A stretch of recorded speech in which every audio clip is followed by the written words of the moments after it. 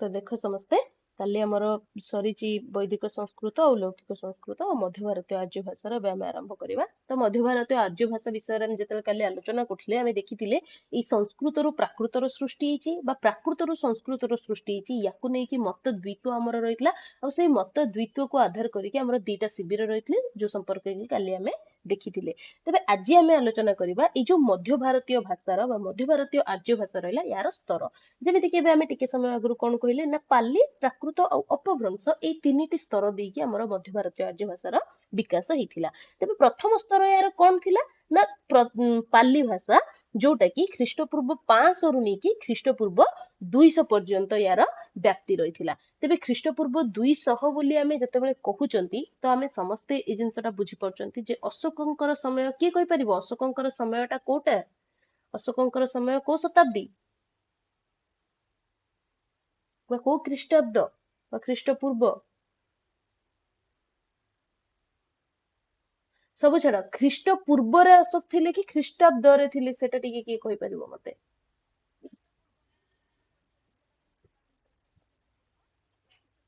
बास तो सेई जिंसडा हि तो पचारुची एबे को ख्रीष्टपूर्व माने को शताब्दी रो बोली तो ख्रीष्टपूर्व को शताब्दी कहबा आमे ताकू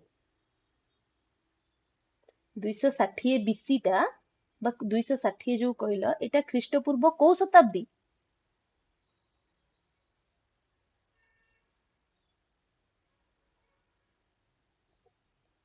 तृतीय शताब्दी ठीक कथा। तो ख्रीष्टपूर्व तृतीय शताब्दी रे हमर ए थिले सी तो ए पाली भाषा समय बेलको हमर अशोक आस जाइथिले आ जोथि पई कि हमें जौगड़ त माने जदि जानिच न जानिच गंजाम रे हमर जौगड़ अछि जोठी कि हमको पाली भाषार अशोकर लिपि मध्ये देखिया को मिले। खाली अशोकर पाली भाषार ए माने गंजाम रे काहे कि पूरा भारत रे हमको अशोकंकर विभिन्न प्रकार इनस्क्रिप्शन रॉक एडिक्ट्स गुडा हमको देखिया को मिली थाए।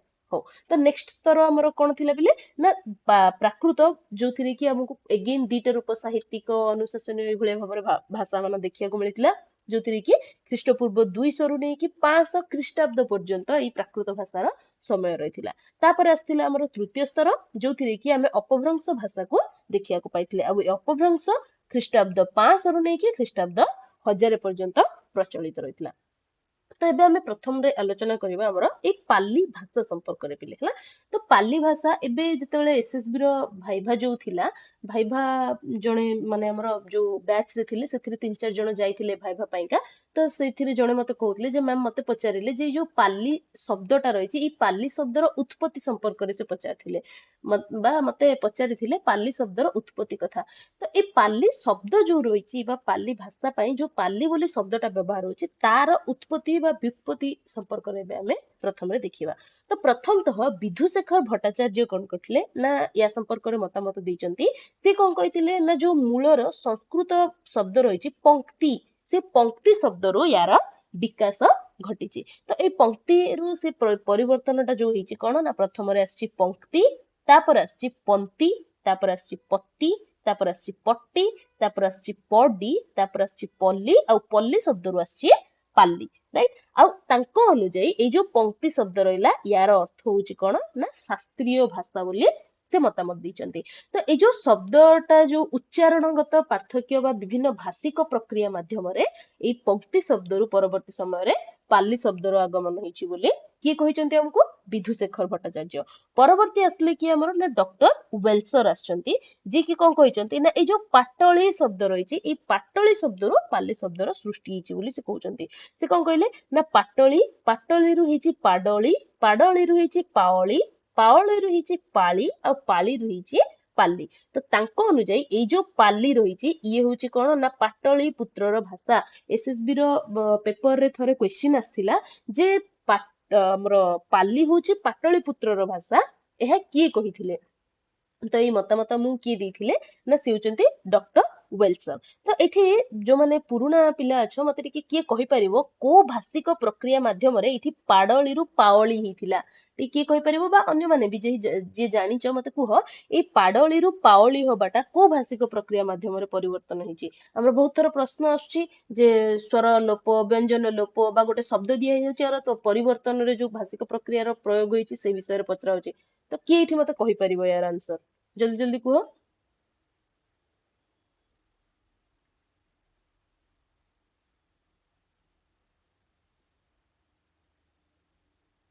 କେହି ଜଣେ ତ କୁହ, ଜାଣିଥିବ ନା କେହି ଜଣେ ବି?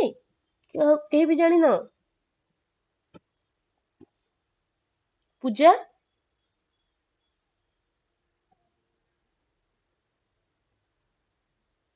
ଏଇଠି ପାଡଳିରୁ ପାଓଳି ହେଇଛି।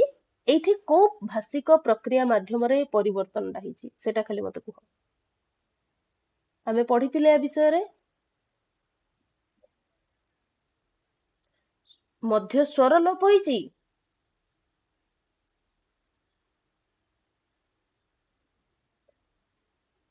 ଏକ୍ଜାକ୍ଟଲି, ମଧ୍ୟ ବ୍ୟଞ୍ଜନ ଲୋପ ହେଇଛି।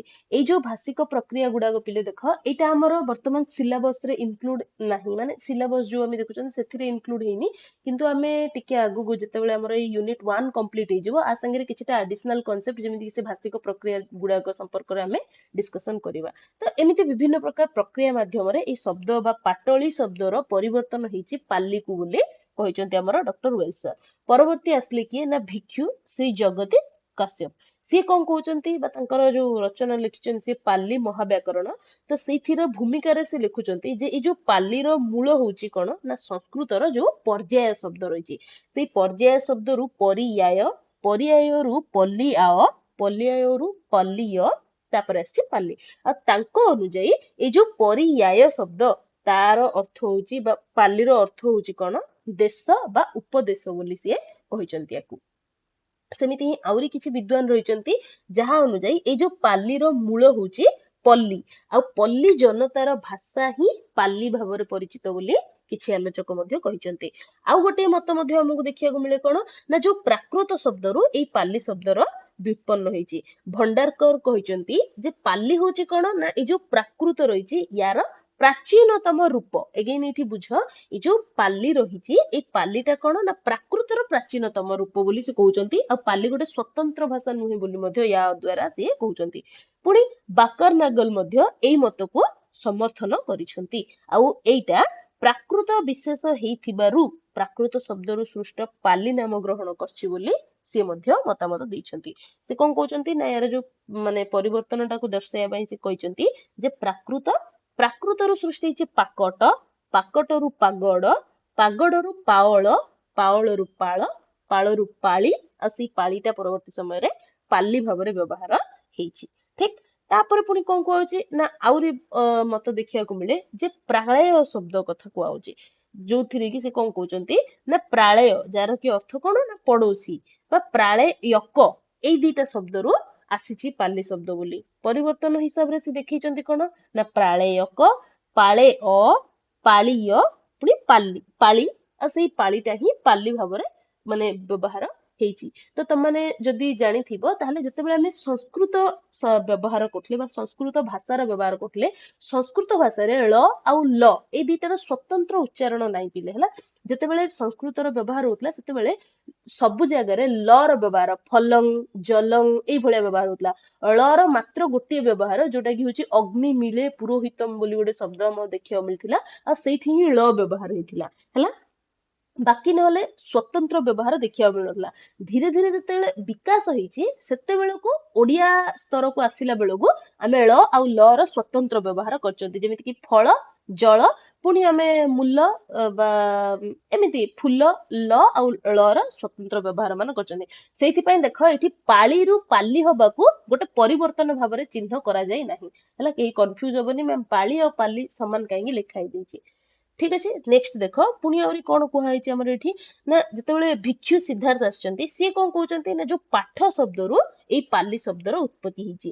ପାଠ, ପାଠରୁ ପାଢ, ପାଢରୁ ପାଢୀ, ପାଢୀରୁ ପାଢୀ, ପାଢୀରୁ ପାଲି ଆସିଛି ବୋଲି ସେ କହିଛନ୍ତି। ଆହୁରି କିଛି ଆଲୋଚକ କଣ କହୁଛନ୍ତି ନା ଯୋଉ ସଂସ୍କୃତରେ ବୁଦ୍ଧ ଉପଦେଶ, ଶାସ୍ତ୍ର ବା ଶାସ୍ତ୍ର ବଚନ ଏଇ ସବୁ ଅର୍ଥରେ ଏଇ ପାଲି ଶବ୍ଦର ପ୍ରୟୋଗ ହେଇଛି। ତାପରେ ଆହୁରି କଣ କୁହାଉଛି ନା ରାଜୱାଡେ କହୁଛନ୍ତି ଯେ ଏଇ ଯୋଉ ଶବ୍ଦର ମୂଳ ହଉଛି କଣ ନା ସଂସ୍କୃତର ପ୍ରକଟ ଶବ୍ଦ ହେଲା, ଯାହାର ଅର୍ଥ କଣ ନା ପ୍ରକାଶିତ ବା ବିକଶିତ ଭାଷା ବୋଲି ସେ କହିଛନ୍ତି। ଆଉ ଏଇ ପ୍ରକଟରୁ ପଅଡ, ପଅଡରୁ ପାଅଡ, ପାଅଡରୁ ପାଅଳ, ତାପରେ ପାଳ, ପାଳରୁ ପାଲି ଏଇ ଶବ୍ଦର ସୃଷ୍ଟି ହେଇଛି। ପୁଣି ୟାର ମୂଳ ରୂପ ଆଉ କେହି କେହି ପଲାଶ ଶବ୍ଦକୁ ଗ୍ରହଣ କରିଛନ୍ତି, ଯାହାକି ପାଟଳୀ ପୁତ୍ରର ପୁରୁଣା ନାଁ ବୋଲି ମଧ୍ୟ ଦେଖିବାକୁ ମିଳିଥାଏ ହେଲା। ଆଉ ଏଇ ଯୋଉ ପଲାଶ ରହିଛି ଏଇ ପଲାଶ ଯୁକ୍ତ ଇ ମାନେ ବ୍ୟବହାର କରାଇକି ସେ ପଲାସି ହେଇଛି। ପଲାସିରୁ ପଲାହି, ପଲାହିରୁ ପଲାଇ, ପଲାଇରୁ ପାଲଇ, ଆଉ ପାଲଇରୁ ପାଲି, ରାଇଟ। ନେକ୍ସଟ କଣ, ବିଦ୍ୟାଭୂଷଣ ତାଙ୍କର ପାଲି ଗ୍ରାମାର ଗ୍ରନ୍ଥ ସେ ଲେଖିଛନ୍ତି। ସେଇଥିରେ ସେ କହୁଛନ୍ତି ଯେ ଯୋଉ ପଲ୍ଲବୀ, ଠିକ ଅଛି, ଯୋଉଟା କି ଇରାନୀୟ ଆର୍ଯ୍ୟ ଶାଖାର ମଧ୍ୟକାଳୀନ ଭାଷା ବୋଲି କୁହାଯାଉଛି। ମାନେ ଏବେ ଯେମିତି ଆମେ ଭାରତୀୟ ଆର୍ଯ୍ୟର ମଧ୍ୟ ଭାରତୀୟ ଆର୍ଯ୍ୟ ଭାଷା ପଢୁଛନ୍ତି, ସେମିତି ହିଁ ଯୋଉ ଇରାନୀୟ ଆର୍ଯ୍ୟ ଭାଷା ରହିଛି ତାର ମଧ୍ୟକାଳୀନ ଭାଷା କଥା କୁହାଯାଉଛି। ତ ସେଇ ତାର ଗୋଟେ ମଧ୍ୟକାଳୀନ ଭାଷା ହଉଛି ଆମର କଣ ନା ପଲ୍ଲବୀ। ତ ସେଇ ଯୋଉ ପଲ୍ଲବୀ ଶବ୍ଦରୁ ହିଁ ପାଲି ଆସିଛି। ପଲ୍ଲବୀ, ପଲ୍ଲବୀରୁ ପଲ୍ଲଇ, ପଲ୍ଲଇରୁ ପାଲଇ, ଆଉ ପାଲଇରୁ ପାଲି ଆସିଛି ବୋଲି ସେ କହୁଛନ୍ତି। ଆହୁରି କେହି କେହି କଣ କୁହନ୍ତି ନା ପାଲି ଶବ୍ଦର ଉତ୍ପତ୍ତି ପ୍ୟାଲେଷ୍ଟାଇନ ବା ପ୍ୟାଲେଣ୍ଟାଇନ ହିଲ୍ସ ରୁ ଆସିଛି ବୋଲି କହିଛନ୍ତି, ଯାହାକି ଗୋଟେ ବ୍ୟର୍ଥ ଚେଷ୍ଟା ବୋଲି ଆଲୋଚକ କହିଛନ୍ତି। ପରବର୍ତ୍ତୀ ଆହୁରି ମତ କଣ ନା ଦ୍ରାବିଡ ଯୋଉ ପଲ୍ଲୀ, ଦ୍ରାବିଡ କାଲି ଭାଷା ବିଷୟରେ ପଢୁଥିଲେ ଦ୍ରାବିଡ ଭାଷା ପରିବା, ତ ସେଇ ଦ୍ରାବିଡ ଶବ୍ଦ ପଲ୍ଲୀ ଯାର କି ଅର୍ଥ ହଉଛି ଗ୍ରାମ, ସେଇଥିରୁ ଏଇ ପାଲିର ସୃଷ୍ଟି ବୋଲି କୁହାଯାଇଛି। ପରବର୍ତ୍ତୀ ଆହୁରି କିଏ କିଏ କଣ କହିଛନ୍ତି ନା ଭଦି ବା ଉତ୍ତମ ଉତ୍କୃଷ୍ଟ ଅର୍ଥରେ ଯୋଉଟା ବ୍ୟବହାର ହଉଛି, ସେଇ ଭଦି ଶବ୍ଦରୁ ୟାର ବ୍ୟୁତ୍ପନ୍ନ ବୋଲି କୁହାଯାଇଛି। କଣ ନା ଭଦି, ଭଦିରୁ ଭଦ୍ଦି, ଭଦିରୁ ଭଲ୍ଲି, ଭଲ୍ଲିରୁ ବଲ୍ଲି, ବଲ୍ଲିରୁ ପଲ୍ଲି, ଆଉ ପଲ୍ଲିରୁ ପୁଣି ପାଲ୍ଲି। ଠିକ, ଆଚ୍ଛା ଏଇଠି ମତେ ଆଉଥରେ କିଏ କହିପାରିବ ଏଇଠୁ ବଲ୍ଲିରୁ ପଲ୍ଲି ହବାଟାରେ କଣ ପରିବର୍ତ୍ତନ ହେଇଛି?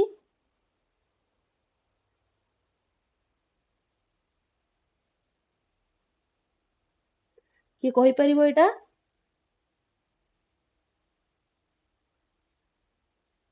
ପୂଜା, ତମେ ତ ଆଟଲିଷ୍ଟ କହିପାରିବ ଏଇଠି ବଲ୍ଲିରୁ ପଲ୍ଲି। ନା, ବ୍ୟଞ୍ଜନ ବର୍ଣ୍ଣର ପରିବର୍ତ୍ତନ ସେମିତି ନୁହଁ। କଣ ପରିବର୍ତ୍ତନ ହେଇଛି ସେଇଟା କୁହ, କୋଉ ପ୍ରକ୍ରିୟା ଘଟିଛି ଏଇଠି ସେଇଟା କୁହ। ପରିବର୍ତ୍ତନ ତ ବ୍ୟଞ୍ଜନ ବର୍ଣ୍ଣର ହେଇଛି ସେଟା ବି ବୁଝିଲି, ବଟ କୋଉ ପ୍ରକ୍ରିୟାରେ ପରିବର୍ତ୍ତନ, ମୁଁ ସେଇ ପ୍ରକ୍ରିୟାର ନାଁ ପଚାରୁଛି। ଯେମିତି ଆମେ ସେଇଠି ଦେଖିଲେ କଣ ନା ମଧ୍ୟ ବ୍ୟଞ୍ଜନ ଲୋପ, ସେମିତି ଏଇଠି କୋଉ ପ୍ରକ୍ରିୟାରେ ପରିବର୍ତ୍ତନ ହେଇଛି?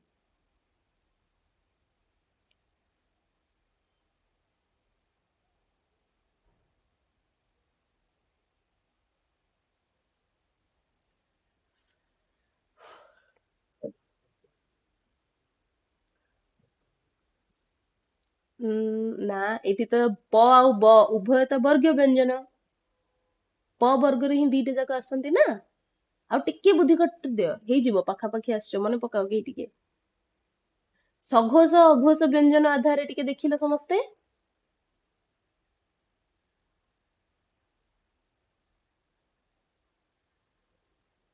ଆରେ ଆପ୍ଲାଏ କର। ସଘୋଷ ଅଘୋଷ ସମସ୍ତେ ଜାଣିଛ।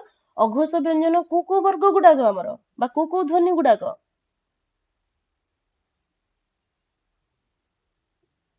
ପ୍ରଥମ ଦ୍ଵିତୀୟ। ସଘୋଷ କୋଉ ଗୁଡାକ? ତୃତୀୟ, ଚତୁର୍ଥ, ପଞ୍ଚମ। ତ ଦେଖ ପ ଅଛି ଆମର ପ୍ରଥମ ଧ୍ୱନି, ଯୋଉଟା କି ଗୋଟେ ଅଘୋଷ ଧ୍ୱନି। ବ ଅଛି ଆମର ତୃତୀୟ, ଯିଏକି ଆମର ଗୋଟେ ସଘୋଷ ଧ୍ୱନି। ତ ଏଇଠି ଅଘୋଷରୁ ସଘୋଷ ହଉଛି ମାନେ କୋଉ ପ୍ରକ୍ରିୟା ହେଲା, ସଘୋଷୀ ଭବନର ପ୍ରକ୍ରିୟା ହେଲା। ଏମିତି ଆପ୍ଲାଏ କର, ତାହେଲେ ଟିକେ ମନେ ରହିଯିବ ଇଜିଲି, ବୁଝିପାରିଲ। ହଉ, ନେକ୍ସଟ ଦେଖ। ତାପରେ ଆମେ ଆହୁରି କଣ ଦେଖିବାକୁ ପାଇଲେ ନା ବୌଦ୍ଧ ବିଦ୍ୱାନ ଯିଏକି ରହିଛନ୍ତି କୌଶମ୍ବୀ, ସିଏ କଣ କହିଛନ୍ତି ନା ପାଳ ଧାତୁରେ ଇ ପ୍ରତ୍ୟୟ ଯୋଗ କରିକି ପାଳି ଶବ୍ଦ ନିଷ୍ପନ୍ନ ହେଇଛି। ଆଉ ତାଙ୍କ ଅନୁଯାୟୀ ଯୋଉ ଭାଷା ବୁଦ୍ଧଙ୍କ ବାଣୀ ରକ୍ଷା କରିଥାଏ, ବା ଯୋଉ ଭାଷାରେ ବୁଦ୍ଧଙ୍କର ଉପଦେଶ ସୁରକ୍ଷିତ ହେଇଛି, ତାହା ହଉଛି ପାଲି ଭାଷା। ଆଉ ଆମେ ସମସ୍ତେ ଜାଣିଛନ୍ତି ଏଇ ପାଲି ଭାଷାରେ ହିଁ ତ୍ରିପିଟକ ଲେଖା ହେଇଛି। ପାଲି ଭାଷାରେ ଧମ୍ମପଦ ଲେଖା ହେଇଛି, ଯୋଉଟା କି ଏଗେନ ତାଙ୍କର ଧର୍ମଗ୍ରନ୍ଥ। ପୁଣି ବୁଦ୍ଧ ବଚନ ମାନ, ଯୋଉ ଜାତକ କଥା ମାନ ସେଥିରେ ଲେଖା ହେଇଛି। ତ ସେଥିପାଇଁ ବୋଲି ଏଇ ସବୁକୁ ଆମେ ବୁଦ୍ଧ ବଚନ ଯେହେତୁ ସଂରକ୍ଷିତ ଅଛି, ସେଥିପାଇଁ ୟାକୁ ପାଲି କୁହାଯାଇଛି ବୋଲି କୌଶମ୍ବୀ କହିଛନ୍ତି। ତାପରେ ଆମେ ଦେଖିଲେ କଣ ନା ପା କଥା, ଯାହାର ଅର୍ଥ ହଉଛି କଣ, ପାଳନ କରିବା ବା ରକ୍ଷା କରିବା।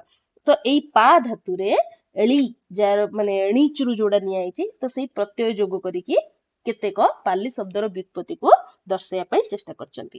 ଆହୁରି କୁହାଯାଇଛି କଣ ନା ଯୋଉ ପାଲି ଶବ୍ଦଟା ପଲ୍ଲୀରୁ ଆସିବାଟା ଅଧିକ ଯୁକ୍ତିଯୁକ୍ତ ବୋଲି ମଧ୍ୟ ଆଲୋଚକ ମାନେ କହିଛନ୍ତି।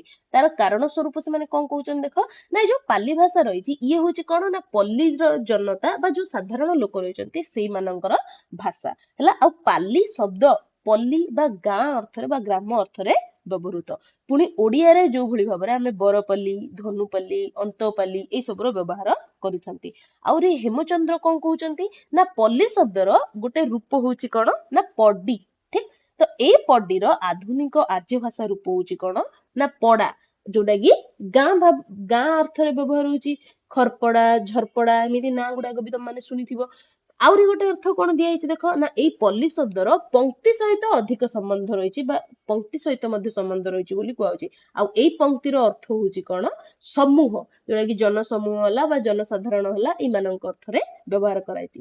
ସେଥିପାଇଁ ବୋଲି ୟାର ଯୁକ୍ତିଯୁକ୍ତତା ଆମେ କୋଉଠି ଦେଖିବାକୁ ପାଇଛନ୍ତି ନା ଏଇ ପଲ୍ଲୀ ବା ପାଲ୍ଲୀ ଶବ୍ଦଟି ପଲ୍ଲୀ ଶବ୍ଦରୁ ଆସିଛି ବୋଲି ୟାକୁ ଗ୍ରହଣ କରାଯାଇଛି। ଠିକ, ତେବେ ଯେମିତି ଆମେ ଏଇ ପଲ୍ଲୀ ଶବ୍ଦର ବ୍ୟୁତ୍ପତ୍ତି ଦେଖିଲେ, ସେମିତି ଏଇ ପାଲ୍ଲୀ ଭାଷାର ବ୍ୟୁତ୍ପତ୍ତି ସ୍ଥଳ କଥା ମଧ୍ୟ ଆମକୁ ବିଭିନ୍ନ ମତ ଦେଖିବାକୁ ମିଳିଥାଏ। ଠିକ ଅଛି, ତେବେ ୟାର ସମ୍ଭାବ୍ୟ ଉତ୍ପତ୍ତି ସ୍ଥଳ ଭାବରେ ଆମକୁ ବହୁତ ଗୁଡାଏ ଜାଗା ଦେଖିବାକୁ ମିଳେ। ଯେମିତିକି ଗାଇଗର କଣ କହିଲେ ନା ପାଟଳୀପୁତ୍ର ବା ଯୋଉଟା କି ମଗଧ, ସେଇ ମଗଧ ହଉଛି ଏଇ ପାଲ୍ଲୀର ଉତ୍ପତ୍ତି ସ୍ଥଳ। ପୁଣି ଯିଏ ରିସ୍ ଡେଭିସ୍ ରହିଛନ୍ତି ସିଏ କଣ କହିଲେ ନା କୋଶଳ ହଉଛି ଏଇ ମାନେ ଆମର ପାଲ୍ଲୀର ଉତ୍ପତ୍ତି ସ୍ଥଳ। ଠିକ ଅଛି, ତାଙ୍କ ଅନୁଯାୟୀ କଣ ନା ସେ ସମୟରେ ଯୋଉ ବୁଦ୍ଧଙ୍କର ଜନ୍ମସ୍ଥାନ ଯୋଉଟା କି ରହିଛି କପିଳବସ୍ତୁ, ସେ କୋଶଳର ଅନ୍ତର୍ଗତ ଥିଲା। ଆଉ କୋଶଳ ହଉଛି ଭାରତର ଅତ୍ୟଧିକ କ୍ଷମତାଶାଳୀ ଗୋଟେ ରାଜ୍ୟ। ଆଉ ସେଥିରେ ଯୋଉ ପ୍ରଚଳିତ ଥିଲା ପାଲ୍ଲୀ ଭାଷା, ସେ ଉତ୍ତର ଭାରତର ବିଭିନ୍ନ ଅଞ୍ଚଳରେ ବ୍ୟାପିଥିବା ସମ୍ଭବ।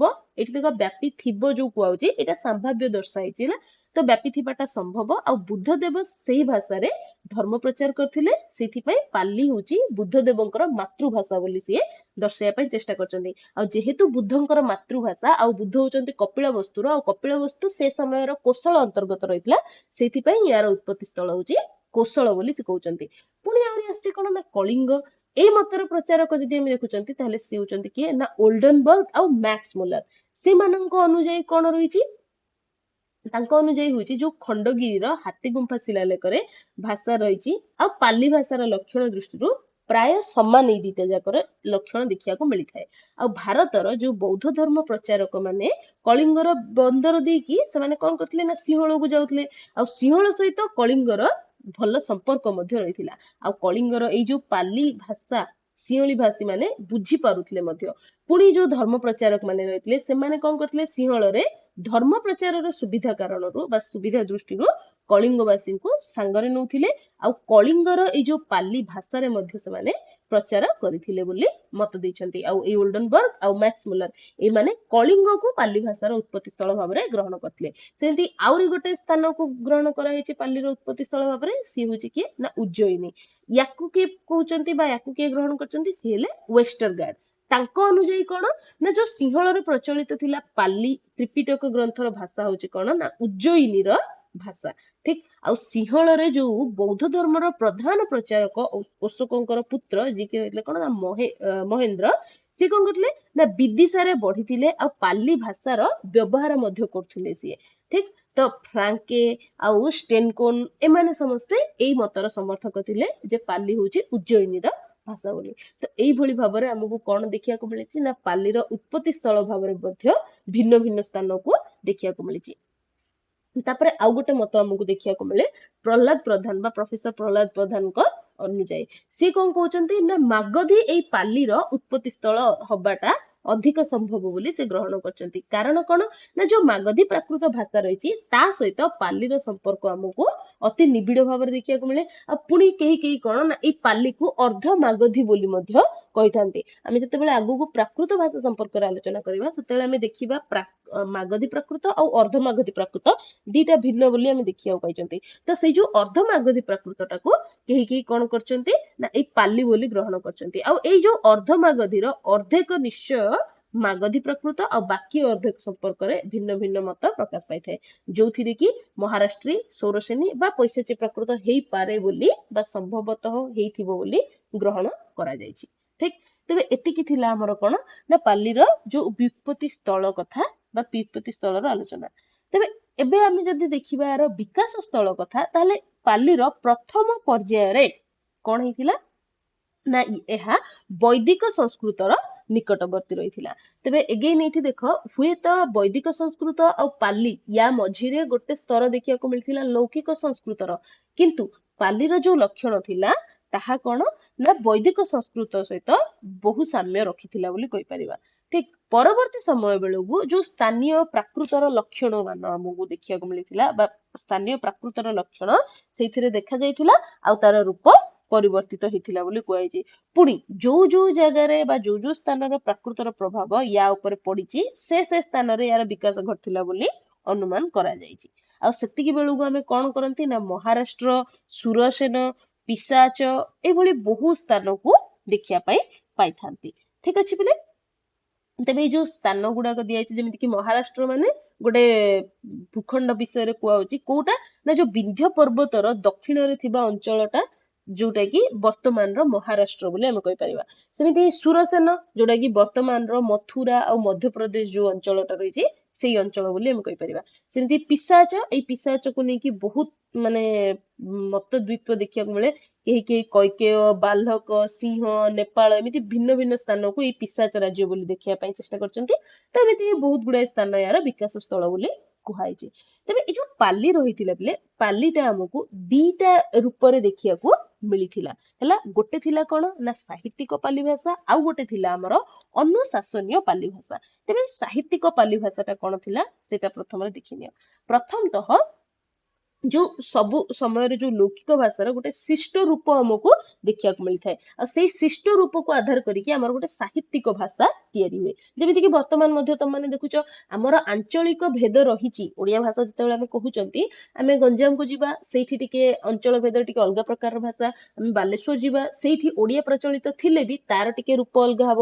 କିନ୍ତୁ ଯେତେବେଳେ ଆମେ ଗୋଟେ ଓଡିଆ ବହି ପଢୁଛନ୍ତି ସେଇଠି ଆମେ କଣ ଦେଖନ୍ତି ବା ଗୋଟେ ସାହିତ୍ୟ କିଛି ପଢୁଛନ୍ତି, ଗୋଟେ ଉପନ୍ୟାସ ହେଲା, ଗୋଟେ କବିତା ହେଲା, ସେଇଠି ଆମକୁ ଗୋଟେ ଷ୍ଟାଣ୍ଡାର୍ଡ ଭାଷା ଦେଖିବାକୁ ମିଳେ।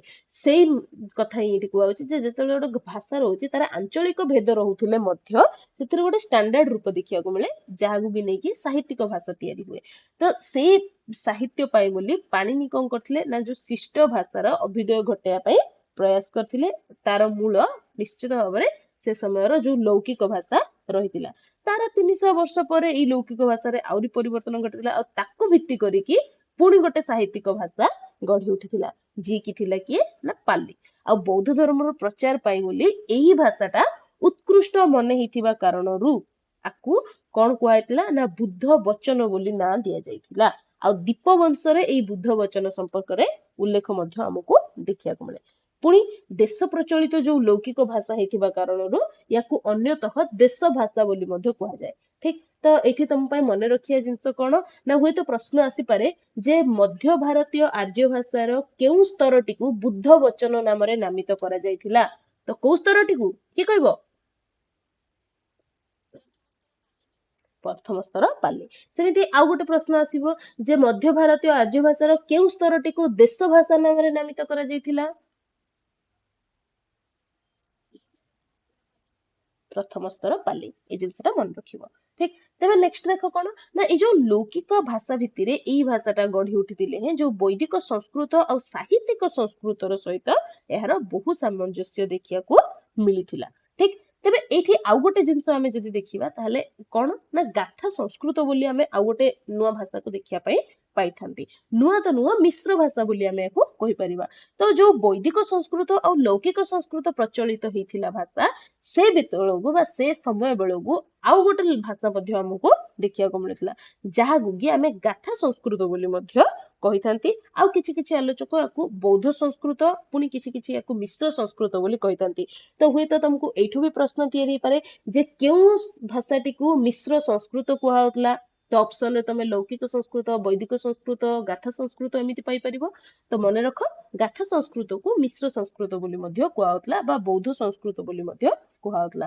ତ ଲଳିତ ବିସ୍ତର, ଚନ୍ଦ୍ରପଦୀ ପ୍ରସୂତ, ତାପରେ ସିଦ୍ଧମ ପୁଣ୍ଡରୀକ, ଅବଦାନ ଶତକ ଆଉ ବୌଦ୍ଧ ଜାତକ ମାନଙ୍କରେ ଏଇ ଯୋଉ ଗାଥା ସଂସ୍କୃତର ରୂପ ଆମକୁ ଦେଖିବା ପାଇଁ ମିଳୁଥିଲା ପିଲେ ହେଲା। ତେବେ ଏଇଠି ଦେଖ ଆଉ ଥରେ ତମ ମାନଙ୍କର ଗୋଟେ ଡାଉଟ ଆସିବ ଯେ ମ୍ୟାମ ଏବେ ଆପଣ କହିଲେ ଯେ ବୌଦ୍ଧ ଗ୍ରନ୍ଥ ମାନଙ୍କରେ ପାଲି ଭାଷା ଦେଖିବାକୁ ମିଳୁଥିଲା ଆଉ ଗାଥା ସଂସ୍କୃତ, ତ ଏଇ ଦିଟାରେ କଣ ଥିଲା ନା ଯେମିତି ମୁଁ ଏବେ କହିଲି ବୈଦିକର ବହୁ ଲକ୍ଷଣ ଆମକୁ କୋଉଥିରେ ଦେଖିବାକୁ ମିଳିଥିଲା ପାଲିରେ, ସେମିତି ହିଁ ଏଇ ଗାଥା ସଂସ୍କୃତ ମଧ୍ୟ ସେଇ ସମାନ ଲକ୍ଷଣ ଆଧାରିତ ହେଇଥିଲା। ଠିକ ତ ତାପରେ ପୁଣି କଣ ହେଇଛି ଦେଖ ଯୋଉ ବୌଦ୍ଧ ଗ୍ରନ୍ଥ ମାନଙ୍କରେ ବ୍ୟବହୃତ ବୋଲି ଯୋଉଟା କି ବୌଦ୍ଧ ସଂସ୍କୃତ ଭାଷା ଗାଥା ମାନଙ୍କରେ ବ୍ୟବହୃତ ବୋଲି ଗାଥା ସଂସ୍କୃତ ତଥା ପାଲିର ଗୋଟେ ମିଶ୍ରଣ ବୋଲି ଆମେ ଦେଖିବାକୁ ପାଇଥିଲେ। ଆଉ ଏଇ ମିଶ୍ରଣ ହେଇଥିବା କାରଣରୁ ୟାକୁ ମିଶ୍ର ସଂସ୍କୃତ ବୋଲି ମଧ୍ୟ କୁହାଯାଉଥିଲା।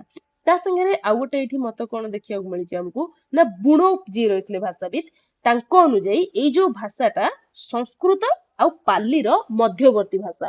ତ ଏଇଠି ତମକୁ ଆଉ ଗୋଟେ କ୍ୱେଶ୍ଚିନ୍ ତିଆରି ହେଇପାରେ ଯେ ନିମ୍ନୋକ୍ତ କେଉଁଟି ସଂସ୍କୃତ ଏବଂ ପାଲିର ଏକ ମଧ୍ୟବର୍ତ୍ତୀ ଭାଷା ରୂପେ ପରିଚିତ ବା ନିମ୍ନୋକ୍ତ କେଉଁ ଭାଷାଟି ସଂସ୍କୃତ ଏବଂ ପାଲିର ମଧ୍ୟବର୍ତ୍ତୀ ଭାଷା, ଏମିତି କିଛି ପ୍ରଶ୍ନ ଆସିପାରେ। ତ ସିଏ ହଉଛି କୋଉ ଭାଷା କିଏ କହିବ? ଗାଥା ସଂସ୍କୃତ। ତେବେ ନେକ୍ସଟ ଦେଖ ରାଜେନ୍ଦ୍ର ଲାଲ ମିତ୍ର, ମ୍ୟାକ୍ସ ମୁଲର ଆଉ ୱେବରଙ୍କ ଅନୁଯାୟୀ ଏଇ ସଂସ୍କୃତରୁ ଗାଥା ଭାଷାର ଆଉ ଗାଥା ଭାଷାରୁ ପାଲି ଭାଷାର ଉତ୍ପତ୍ତି ହେଇଛି ବୋଲି କୁହାଯାଇଛି। ଆଉ ପାଲି ଭାଷାର ଗବେଷକ ଯିଏକି ରହିଥିଲେ ବିଧୁଶେଖର ଭଟ୍ଟାଚାର୍ଯ୍ୟ ଆଉ ପ୍ରଫେସର ଯିଏକି ରହିଛନ୍ତି ପ୍ରହ୍ଲାଦ ପ୍ରଧାନ, ସେଇମାନଙ୍କ ଅନୁଯାୟୀ ଏଇ ଗାଥା ଭାଷା ହଉଛି ପାଲିର ପରବର୍ତ୍ତୀ। ତେବେ ଯେତେବେଳେ ଆମେ ଇତିହାସ ସମ୍ପର୍କରେ ଆଲୋଚନା କରନ୍ତି ବା ଗୋଟେ ଜିନିଷ କୌଣସି ବି ବିଷୟ ହଉ ତାର ଇତିହାସ ଯଦି ଆମେ ଆଲୋଚନା କରୁଛନ୍ତି ତମାନେ ମନେ ରଖିଥାଅ ସବୁବେଳେ ଭାଷାବିତ୍ ମାନଙ୍କର ହଉ ବା ଐତିହାସିକ ମାନଙ୍କର ମତରେ ଦ୍ୱିତ୍ୱ ଦେଖିବାକୁ ମିଳେ। ତ ଏଇଠି ବି ସେଇ ସମାନ ଦେଖିବାକୁ ଆମକୁ ମିଳୁଛି। ଏଇଟା ସମସ୍ତେ ପଢି ନେଇଥାଅ କିନ୍ତୁ ଏଇ ପଏଣ୍ଟରୁ ତମେ କ୍ୱେଶ୍ଚିନ୍ ଏତେ ପାଇବ ନାହିଁ। ନେକ୍ସଟ ରହିଲା ଏଥିରେ ଆମକୁ ଆଉ ଗୋଟେ କଣ ଦେଖିବାକୁ ମିଳିଥାଏ ନା ଯୋଉ ଅପଭ୍ରଂଶ ଭାଷା ରହିଛି ସେଇ ଅପଭ୍ରଂଶ ଭାଷାର ଲକ୍ଷଣ ଲକ୍ଷ୍ୟ କରାଯାଉଥିବାରୁ ଅପଭ୍ରଂଶର ଅବ୍ୟବହିତ ପୂର୍ବ ଅପଭ୍ରଂଶ କାଳୀନ ବା ଅପଭ୍ରଂଶ ପରବର୍ତ୍ତୀ ଭାଷା ହେଇପାରେ ବୋଲି ମଧ୍ୟ କିଛି କିଛି ଆଲୋଚକ ଆମକୁ କହିଛନ୍ତି, ଯୋଉମାନେ କି ବିଧୁଶେଖର ଭଟ୍ଟାଚାର୍ଯ୍ୟ ରହିଲେ ଏଇ ସମସ୍ତେ। ଠିକ ଅଛି। ତେବେ ଏଇଠି ଆମକୁ ଆଉ ଗୋଟେ କଣ ନା ଏଇ ପାଲି ଭାଷାର ଲକ୍ଷଣ ସମ୍ପର୍କରେ ଦିଆଯାଇଛି ବୋଲେ ଏଇଠୁ କ୍ୱେଶ୍ଚିନ୍ ଆସିବନି କିନ୍ତୁ ତମମାନେ ଟିକେ କମ୍ପ୍ଲିଟ ଆଇଡିଆ ଆଣିବା ପାଇଁ ଏଇଟା ନିହାତି ପଢିବା ଦରକାର। ସେଥିପାଇଁ ସମସ୍ତେ ନିଜେ ନିଜେ ଏଇ ଜିନିଷଟା ପଢିବ। ଠିକ ଅଛି। ଏବେ ଆମେ ଦେଖିବା ଅନୁଶାସନୀୟ ପାଲି ସମ୍ପର୍କରେ। ଏବେ ଟିକେ ଆଗରୁ କଣ କହିଲି ତମମାନଙ୍କୁ ନା ଏଇ ଯୋଉ ପାଲି ଭାଷାର ବିକାଶ ହେଇଥିଲା ଏଇଟା ଦିଟା ରୂପ ଆମକୁ ଦେଖିବାକୁ ମିଳିଥିଲା। ଗୋଟେ ଥିଲା କଣ ସାହିତ୍ୟିକ ପାଲି ଯୋଉଟା କି ବିଭିନ୍ନ ସାହିତ୍ୟ ଗ୍ରନ୍ଥ ମାନ ରଚନା କରିବା ପାଇଁ ବ୍ୟବହାର କରାଯାଇଥିଲା। କିନ୍ତୁ ଆଉ ଗୋଟେ କଣ ଥିଲା ଆମର ନା ଅନୁଶାସନୀୟ ପାଲି। ଅନୁଶାସନୀୟ ପାଲି ମାନେ ତ ସମସ୍ତେ ବୁଝିପାରୁଥିବ ବିଭିନ୍ନ ଅନୁଶାସନ ରଚନା କରାଯାଉଥିଲା। ଅନୁଶାସନ ମାନେ କଣ କିଏ କହିବ?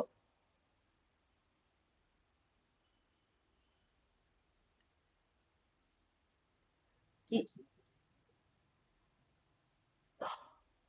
ଠିକ କଥା। ଶାସନ ପାଇଁ ବୋଲି ଯୋଉ ଯୋଉ ସିଏ ମାନେ ବିଭିନ୍ନ ପ୍ରକାରର ଯୋଉ ଆଦେଶନାମା ଗୁଡାକ ଦଉଥିଲେ ସେଗୁଡାକ ଅନୁଶାସନ ଥିଲା। ତେବେ ସେଇ ଆଦେଶନାମା ଗୁଡାକ କଣ ସେତେବେଳକୁ ମାଇକ୍ ଥିଲା କି ନା ଆମର ମଲ୍ଟିମିଡିଆ ବା ଏବେ ଯୋଉ ପ୍ରିଣ୍ଟ ମିଡିଆ କି ଏଟସେଟ୍ରା ଥିଲା, ସେମିତି କିଛି ନଥିଲା। ତ ତାଙ୍କର ଯୋଉ ଆଦେଶନାମା ଗୁଡାକୁ କଣ କରାଯାଉଥିଲା ନା ଲେଖିକି ଗୋଟେ ଗୋଟେ ଜାଗାରେ ରଖାଯାଉଥିଲା, ଯେମିତି କି ଗିରି ଅନୁଶାସନ ମାନ ରହୁଥିଲା ବା ଆମର ଅଭିଲେଖ ମାନ ରହୁଥିଲା, ଏଇଭଳିଆ ରହୁଥିଲା। ତ ଏଇ ଯୋଉ ଗିରି ଅନୁଶାସନ ମାନ ସେତେବେଳକୁ ମୁଖ୍ୟତଃ ଥିଲା। ତ ସେଇଥିରେ ଆମେ ଏଇ ଅନୁଶାସନୀୟ ପାଲିର ରୂପ ଦେଖିବାକୁ ପାଇଥିଲେ ପିଲେ। ଠିକ ଯେମିତି କି ଏଇଠି ଦେଖ ଲେଖା ହେଇଛି କଣ ନା ଖ୍ରୀଷ୍ଟପୂର୍ବ ତୃତୀୟ ଶତାବ୍ଦୀରେ ସମ୍ରାଟ ଅଶୋକ ତତ୍କାଳୀନ ଜନସାଧାରଣଙ୍କ ଭାଷାରେ ଅନେକ ଶିଳାଲେଖର ଧର୍ମାନୁଶାସନ ଉତ୍କୀର୍ଣ୍ଣ କରେଇଥିଲେ। ଆଉ ସେଗୁଡିକର ଐତିହାସିକ ମହତ୍ୱ ମଧ୍ୟ ଆମକୁ ଦେଖିବାକୁ ମିଳିଛି ଆଉ ଭାଷାତାତ୍ତ୍ୱିକ କାରଣ ସେଥିରେ ଭାଷାର ଗୋଟେ ସ୍ୱତନ୍ତ୍ର ରୂପ ଦେଖିବାକୁ ମିଳିଥିଲା, ସେଥିପାଇଁ ତାର ମହତ୍ୱ ରହିଛି। ତେବେ ତାଙ୍କର ଯୋଉ ଲେଖା ଗୁଡାକ ରହିଛି ତାକୁ ଆମେ ଦିଟା ପ୍ରକାର ଦେଖିପାରିବା। ଗୋଟେ ଯୋଉ ରକ୍ ଏଡିକ୍ଟ ବୋଲି ଆମେ କୁହନ୍ତି ଗିରି ଅନୁଶାସନ ଗୁଡାକ, ଆଉ ଗୋଟେ ଗୋଟେ ପିଲାର ଏଡିକ୍ଟ ବୋଲି ଆମେ କୁହନ୍ତି ଯୋଉଟା କି ସ୍ତମ୍ଭାନୁଶାସନ ଗୁଡାକ। ତ ଏଥିରେ ନାଁ ଗୁଡାକ ଦିଆହେଇଛି, ନାଁ ଗୁଡାକ ମୁଁ ପଢୁନି, ସମସ୍ତେ ପଢି ଦେଇ ପାରିବ। ଯେମିତି କି ଶାହବାଜ ଗଡି ରହିଥିଲା ଉତ୍ତର ପଶ୍ଚିମ ସୀମାନ୍ତର, ମନସେରା ରହିଥିଲା ଆଫ୍ଟାବାଦର, ଗିରନାର ରହିଥିଲା ଗୁଜୁରାଟର, କାଲଚି ରହିଥିଲା ଯୋଉଟା କି ମସୌରୀର, ତାପରେ ଆମର ଏଇ ଜୌଗଡ ରହିଛି ଯୋଉଟା କି ଆମର କଣ ଗଞ୍ଜାମର ରହିଛି ବା ଧଉଳିଗିରି ରହିଛି ଭୁବନେଶ୍ୱରର। ଏଇ ଅଭିଲେଖ ଗୁଡାକ ବିଷୟରେ ବା ଅନୁଶାସନ ଗୁଡାକ ବିଷୟରେ ପ୍ରଶ୍ନ ଆସିପାରେ। ଯେମିତି କି ଧର ପ୍ରଶ୍ନ ଆସିଯିବ ଯେ ଆମର ଧଉଳିଗିରି ଅଶୋକର ଧଉଳିଗିରି ଗିରି ଅନୁଶାସନରେ କେଉଁ ଭାଷାର ବ୍ୟବହାର ହେଇଛି, କୋଉ ଭାଷାର ବ୍ୟବହାର ହେଇଛି? ପାଲି ଭାଷାର ବ୍ୟବହାର ହେଇଛି ହେଲା। ଏଇଭଳି କିଛି ପ୍ରଶ୍ନ ଆସିବ, ସେଥିପାଇଁ ଟିକେ ଧ୍ୟାନ ରଖିବ। ନେକ୍ସଟ ରହିଲା କିଛିଟା ସ୍ତମ୍ଭାନୁଶାସନ ଯୋଉ ପିଲାର ଏଡିକ୍ଟ କହୁଛି, ତୋପ୍ରାର ରହିଲା, ମିରଟରେ ଅଛି, ଆହ୍ଲାବାଦ, ସାଞ୍ଚି, ସାରନାଥ ଏଇ ସବୁ ଜାଗା ଗୁଡାକର ରହିଛି। ଆଉ ଆମର ଭୁବନେଶ୍ୱରର ଭାସ୍କରେଶ୍ଵର ଲିଙ୍ଗ ଯୋଉ ରହିଛି ସେଇଠି। ତ ସବୁ ଜାଗା ଗୁଡାକ ମନେ ରଖିବା ଦରକାର ନାହିଁ, ଆମର ଓଡିଶାର ଯୋଉ ଯୋଉ ଜାଗା ଗୁଡାକ ଏଥିରେ ମେନସନ ହେଇଛି ସେଗୁଡାକ ଚେଷ୍ଟା କରିବ ଟିକେ ମନେ ରଖିବା ପାଇଁ। ତେବେ ୟାର ମଧ୍ୟ କିଛିଟା ଭାଷାତାତ୍ତ୍ୱିକ ବିଶେଷତ୍ୱ ରହିଥିଲା ପିଲେ, ଯେମିତି କି ପାଲି ଭାଷାର ଧ୍ୱନି ସହିତ ଏଟା ସମାନ ରହିଥିଲା।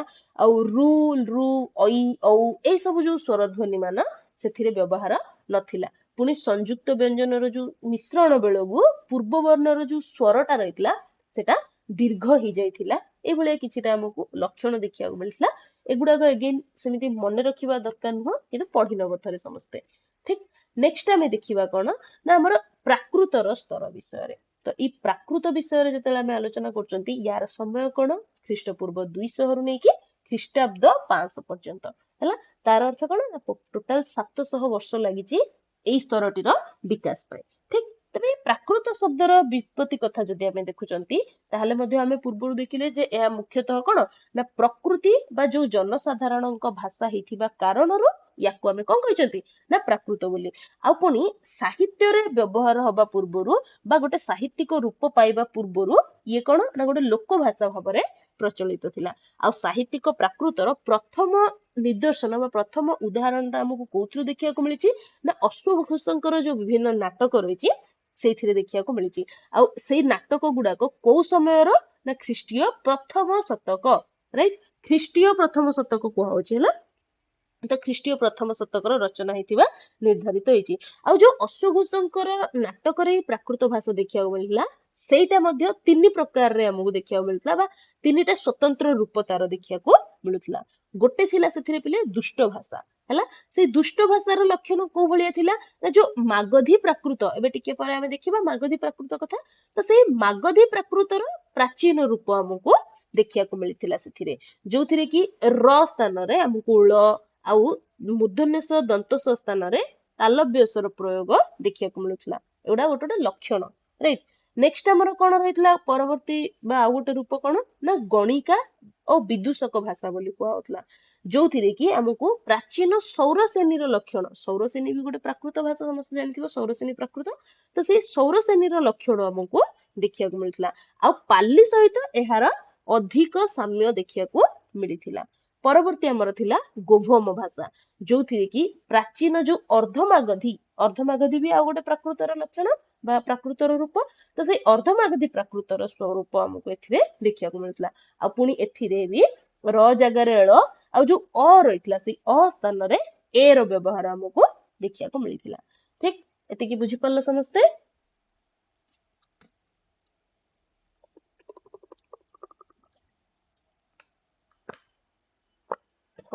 ତ ଏଇଠି ଆଉ ଗୋଟେ ଜିନିଷ ଦେଖିନବା ଆମେ ଯେ ଆଉ ଗୋଟେ କନସେପ୍ଟ ଏଇଠି ଅଛି କଣ ନିୟ ପ୍ରାକୃତ ବିଷୟରେ, ଯୋଉଟା କି ଖ୍ରୀଷ୍ଟ ପୂର୍ବ ଯୋଉ 3ୟ ଶତାବ୍ଦୀ ଆମର ରହିଥିଲା ସେଇ 3ୟ ଶତାବ୍ଦୀର ଭାଷା। ଠିକ, ତ ଏଇ ନିୟ ପ୍ରାକୃତଟା କଣ ନା ଯୋଉ ଚୀନ ଆମର ରହିଛି ସେଇ ଚୀନ ଅନ୍ତର୍ଗତ ଗୋଟେ ତୁର୍କିସ୍ତାନ ଜାଗା ରହିଛି, ଯୋଉଥିରେ କି ଗୋଟେ ଛୋଟିଆ ଅଞ୍ଚଳ ନିୟ ରହିଛି ହେଲା। ତ ସେଇ ନିୟ ପ୍ରଦେଶରୁ ଭାଷାବିତ ରହିଥିଲେ ଯିଏ କି ସାର୍ ଆରଏଲ ଷ୍ଟେନ ରହିଛନ୍ତି। ସିଏ କଣ କରିଥିଲେ ନା ଖରୋଷ୍ଟ୍ରୀ ଲିପି, ଯେମିତି ଆମେ ବ୍ରାହ୍ମୀ ଲିପି, ପ୍ରାଚୀନ ବ୍ରାହ୍ମୀ କି ପ୍ରାଚୀନ ଓଡିଆ ଲିପି କଥା ହଉଛନ୍ତି, ସେମିତି ଆଉ ଗୋଟେ ଲିପି ହଉଛି ଖରୋଷ୍ଟ୍ରୀ। ତ ସେଇ ଲିପିରେ ଲେଖା ହେଇଥିବା କିଛିଟା ଅଭିଲେଖ ସିଏ ପାଇଥିଲେ ହେଲା। ତାପରେ 1937 ମସିହାରେ ଭାଷାବିତ ଯିଏକି ରହିଛନ୍ତି ଟିଲବ୍ରେ, ସିଏ କଣ କରିଥିଲେ ନା ୟା ଉପରେ ଗବେଷଣା କରିଥିଲେ। ଆଉ ସେ କହିଥିଲେ ଯେ ଯୋଉ ଭାରତରେ ଆମର ପ୍ରାକୃତ ଭାଷାଟା ପ୍ରଚଳିତ ଅଛି ତାର ପ୍ରାଚୀନତମ ରୂପ ହଉଛି ସେଇ ଯୋଉ ଖରୋଷ୍ଟ୍ରୀ ଲିପିର ଲେଖାଟା ମିଳିଛି ଆମକୁ। ଆଉ ସେ ତାର ସମୟଟା ଖ୍ରୀଷ୍ଟୀୟ 3ୟ ଶତାବ୍ଦୀ ବୋଲି ମଧ୍ୟ ନିର୍ଣ୍ଣୟ କରିଥିଲେ। ଆଉ ସେଇ ଭାଷାକୁ ଆବିଷ୍କାର ସ୍ଥାନ ଭିତ୍ତିରେ ନାଁ ଦିଆଯାଇଥିଲା କଣ ନା ନିୟ ପ୍ରାକୃତ ବୋଲି। ନିୟ ପ୍ରାକୃତ ବିଷୟରେ ପୂର୍ବରୁ ମତେ ଯେତିକି ମନେ ପଡୁଛି ଗୋଟେ ଏସଏସବି ର କୋଉ ଗୋଟେ ପେପରରେ ଆସିଥିଲା, ବୋଧହୁଏ 2022 ର ପିଜିଟି ପେପରରେ ଆସିଥିଲା କି କଣ, 2022 କି 23 ଏବେର ପେପରରେ ଆସିଥିଲା, କିନ୍ତୁ ଏଇ ପିଜିଟି ର କୋଉ ଗୋଟେ ପେପରରେ ଆସିଥିଲା ନିୟ ପ୍ରାକୃତ। ତ ସମସ୍ତେ ଜାଣିଥାଅ ଏଇ ନିୟ ପ୍ରାକୃତଟା ହଉଛି କୋଉ ପ୍ରାକୃତ ନା ଭାରତରେ ପ୍ରଚଳିତ ଯୋଉ ପ୍ରାକୃତ ଭାଷା ତାର ପ୍ରାଚୀନତମ ରୂପ। ହୁଏତ ଏଇଠୁ ପ୍ରଶ୍ନ ତିଆରି ହେଇପାରେ ଯେ ଆମର ଯୋଉ ଭାରତରେ ପ୍ରଚଳିତ ପ୍ରାକୃତର ପ୍ରାଚୀନତମ ରୂପଟି କେଉଁଠି, ଆଉ ଅପସନରେ ନିୟ ପ୍ରାକୃତ ପାଇଯାଇପାର, ତ ସେ ହଉଛି ଆମର ପ୍ରାଚୀନତମ ରୂପ। ଏଇଟା ମୂଳତଃ ଆମର ଭାରତର ଯୋଉ ଉତ୍ତର ପଶ୍ଚିମାଞ୍ଚଳରେ କଥିତ ଯୋଉ ପ୍ରାଚୀନ ପ୍ରାକୃତ ଭାଷା ଏବଂ ଇରାନୀ ଆଉ ମଙ୍ଗୋଲୀୟ ତଥା ଯୋଉ ପୋଖାରୀ ଭାଷା ଦ୍ଵାରା ପ୍ରଭାବିତ ବୋଲି କହିପାରିବା। ତ ଏଇ ପୋଖାରୀ ଭାଷା କଥା ମଧ୍ୟ ଆମେ କାଲି ବା ଯେତେବେଳେ ତମକୁ ଇରାନୀୟ ଦରଦୀୟ ଭାଷା ବିଷୟରେ କହୁଥିଲି ସେତେବେଳେ କହିଥିଲି ପୋଖାରୀ ଭାଷା। ତ ଏଇମାନଙ୍କର ବା ଏଇ ସବୁ ଭାଷା ଦ୍ଵାରା ଏଟା ପ୍ରଭାବିତ ରହିଥିଲା। ଆଉ ୟାର ମଧ୍ୟ କିଛିଟା ବୈଶିଷ୍ଟ୍ୟ ରହିଥିଲା, ସେ ବୈଶିଷ୍ଟ୍ୟ ଗୁଡାକ ଆମ ପାଇଁ ସେତେ ମନେ ରଖିବା ଗୁରୁତ୍ୱପୂର୍ଣ୍ଣ ନୁହଁ, ଖାଲି ଜାଣିଥାଅ। ନେକ୍ସଟ ଆମର ଏବେ ଦେଖିବା ଆମେ ଏଇ ଯୋଉ ପ୍ରାକୃତର ବିଭିନ୍ନ ରୂପ ଗୁଡାକ। ତ କିଏ କହିପାରିବ ଏଇଠି ମତେ ପ୍ରାକୃତର ବିଭିନ୍ନ ଯୋଉ ରୂପ ଥିଲା କଣ କଣ ଥିଲା ସେଗୁଡାକ?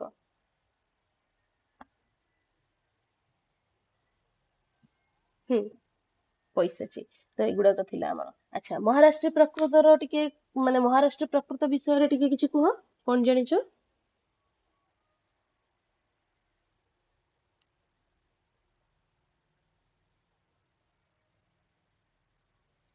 କୁହ।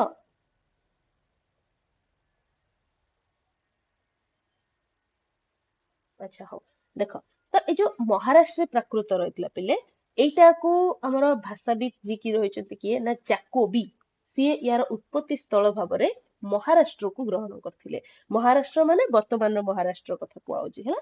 ତ ଏଇ ଯୋଉ ମହାରାଷ୍ଟ୍ରକୁ ସେ ଗ୍ରହଣ କରିଛନ୍ତି। ଆଉ ଆଧୁନିକ ଯୋଉ ମହାରାଷ୍ଟ୍ରୀ ବା ମରାଠୀ ସହିତ ୟାର ସାଦୃଶ୍ୟ ନାହିଁ ବୋଲି ଦର୍ଶେଇଛନ୍ତି କିଏ ନା ହନଲେ।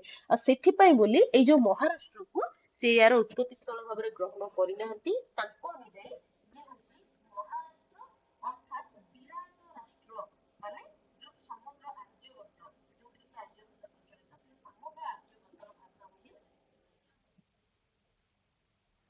ଭଏସ ଶୁଣା ଯାଉନି? ଏବେ ଶୁଣା ଯାଉଛି? ଓକେ, ତ ଦେଖ, ଏଇ ଯୋଉ ବିରାଟ ରାଷ୍ଟ୍ର କଥା କୁହାହଉଛି ବା ମହାରାଷ୍ଟ୍ର ବୋଲି ସେ କହିଲେ, ହର୍ଲେ ମହାରାଷ୍ଟ୍ର ବୋଲି କାହାକୁ ଦର୍ଶେଇଲେ ନା ଯୋଉ ସମଗ୍ର ଆର୍ଯ୍ୟବର୍ତ୍ତ ରହିଛି ଆମର, ଯୋଉଠିକି ଆର୍ଯ୍ୟ ମାନଙ୍କର ବାସସ୍ଥାନ ରହିଛି, ସେ ସମଗ୍ର ଆର୍ଯ୍ୟବର୍ତ୍ତର ଭାଷା ବୋଲି ସେ ମହାରାଷ୍ଟ୍ର ପ୍ରାକୃତକୁ କହିଲେ। ଆଉ ଦଣ୍ଡି ତାଙ୍କର କାବ୍ୟାଦର୍ଶ ଯୋଉ ଲେଖା ରହିଛି, ସେଇଥିରେ ଏଇ ପ୍ରାକୃତକୁ ପ୍ରକୃଷ୍ଟ ପ୍ରାକୃତ ବୋଲି ମଧ୍ୟ ମାନେ ଦର୍ଶେଇଛନ୍ତି।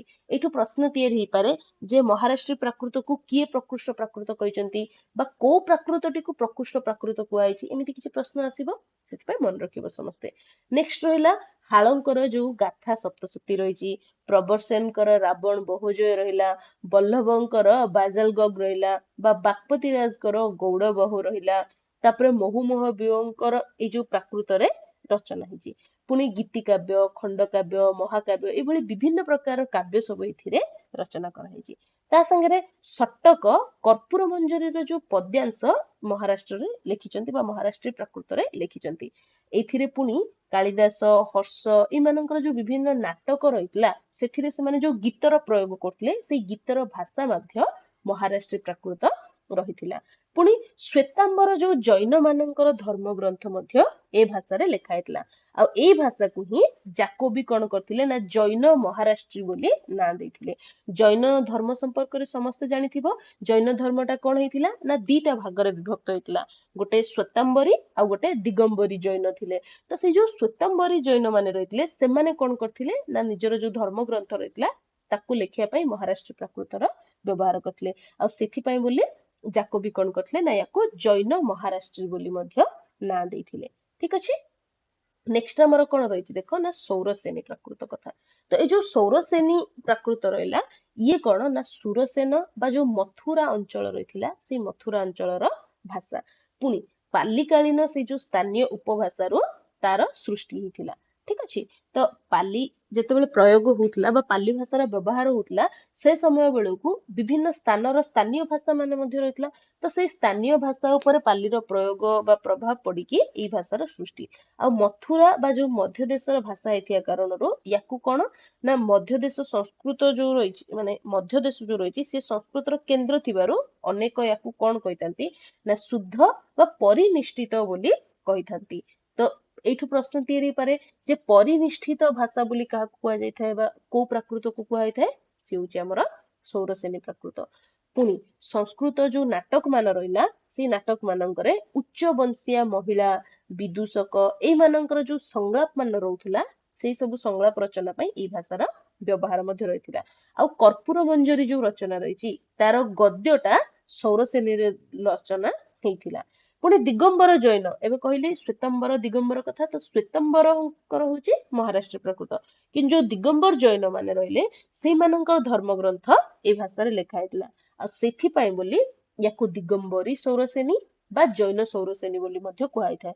ତ ଏଇଠି ଟିକେ ଡାଉଟ ରେ ପଡିବନି କି ମହାରାଷ୍ଟ୍ରକୁ ବି ଜୈନ ସୌରସେନୀ କୁହାଯାଏ ଏବଂ ସରି ମହାରାଷ୍ଟ୍ର ପ୍ରାକୃତକୁ ବି ଆମର ଜୈନ ମହାରାଷ୍ଟ୍ର କୁହାଯାଏ।